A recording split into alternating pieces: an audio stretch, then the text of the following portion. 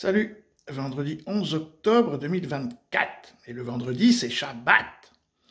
Bon, donc on va parler un peu du peuple élu. Alors ça va plus du tout, hein. Alors ils viennent dégradés par Standard & Poor's, par Maudit, enfin bon voilà, donc économiquement, le port d'Elat est en cessation de paiement, hein, ça c'est terminé. Israël est en perte de vitesse économique, plus rien ne va, hein. Tout est cassé. Alors, je vous mettrai donc deux liens. Il y aura le lien du complément du reportage qu'on va voir là. Je vous l'ai mis en entier, ça a mis 4 minutes 40, mais franchement, ça vaut le coup, hein. Israël part carrément à la sucette, hein. Il pète une durite, hein. C'est l'ivresse de la victoire, ça. Et donc aussi, sur Scandaria d'Idriss Aberkan, qui nous dit que, moi je sais pas, je peux pas je vous donne le reportage, mais je sais pas, donc l'Iran serait probablement nucléaire. Donc le tremblement de terre d'il y a 4 ou 5 jours serait un tremblement de terre nucléaire. Il explique pourquoi, moi je ne peux pas vous en dire plus, je n'y connais rien. Donc deux liens dans les commentaires, le reportage qu'on va voir, et donc Israël préparerait, donc certainement ce week-end, une attaque sur l'Iran. Alors on va voir ça, c'est pas dans ce reportage-là, mais c'était dans un autre. Ils se préparent, donc c'est pas fini. Quant au Liban, bon, ils ont attaqué cette nuit, ils attaquent. Voilà, donc là, regardez, à mon avis, France Info va pas tarder à être traité d'antisémite parce que c'est les seuls qui ont fait ce genre de reportage.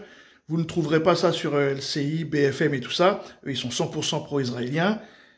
Peut-être que France Info commence à en avoir un peu marre des exactions israéliennes, donc ils font ce reportage-là qui est vraiment intéressant.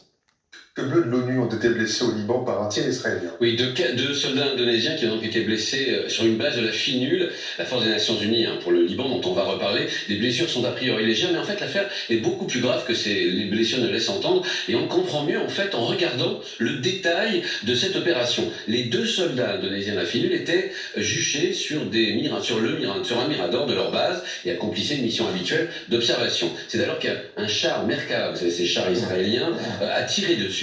En clair, c'est un tir délibéré et puis encore sur une cible fixe. Il se serait cru comme à la fête foraine.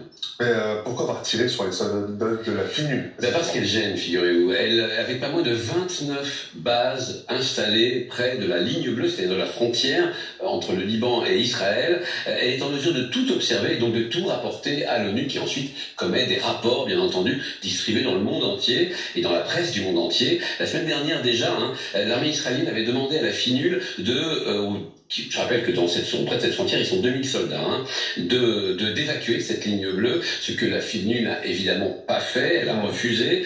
La Force des Nations Unies, elle existe depuis 1978, elle compte une dizaine de milliers de soldats en tout, donc 2000 à la frontière, issus de 50 pays différents, et elle n'a jamais cédé aux injonctions d'Israël. Déjà en 2006, qui était une guerre à l'époque sérieuse, et surtout dans le sud du Liban, elle avait refusé de partir. Pourtant, cette force, elle ne participe pas au combat. Non, c'est une force de maintien de la paix. Son mandat actuel découle de la résolution 1701 de l'ONU, j'ai bossé, une mission qui a été renouvelée à l'unanimité du Conseil de sécurité de l'ONU, et c'était en août dernier, le 28 août, c'est assez rare pour le souligner, l'unanimité, mais ce n'est pas la première fois d'ailleurs qu'Israël s'en prend à la FINUL, soit en tirant sur ses positions, c'était encore la semaine dernière, en plus de cette opération qui a fait 2 blessés sur la base de Labouné, soit en positionnement, écoutez bien, soit en positionnement, ces bases avancées dans le territoire libanais, comme c'est le cas aujourd'hui, juste à côté des bases onusiennes, les mettant évidemment en danger. Israël reproche beaucoup de choses à l'ONU en général. C'est même une longue litanie de reproches. Le dernier en date était assez spectaculaire, c'était il y a une semaine, l'Israël a déclaré persona non grata, le secrétaire général de l'ONU, Antonio Guterres. Elle est osée tout de même, mais c'est loin d'être la seule institution onusienne visée par le gouvernement israélien. L'UNRWA, dont on a beaucoup parlé, elle est depuis sa fondation en 1947. L'UNRWA, c'est l'agence des Nations Unies chargée des réfugiés palestiniens, c'est même une des premières agences de l'ONU jamais créées. Et Israël a tout fait au cours de son histoire pour la décrédibiliser, soit détruire cette institution.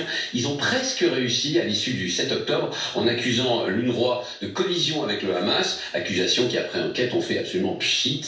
L'ONU a trouvé 9 personnes parmi les 13 000 employés salariés qui travaillent pour elle à Gaza, qui avaient peut-être des liens avec le Hamas. Ils ont tous été licenciés. Par contre, on sait que 226 employés exactement de l'UNRWA ont été tués à Gaza.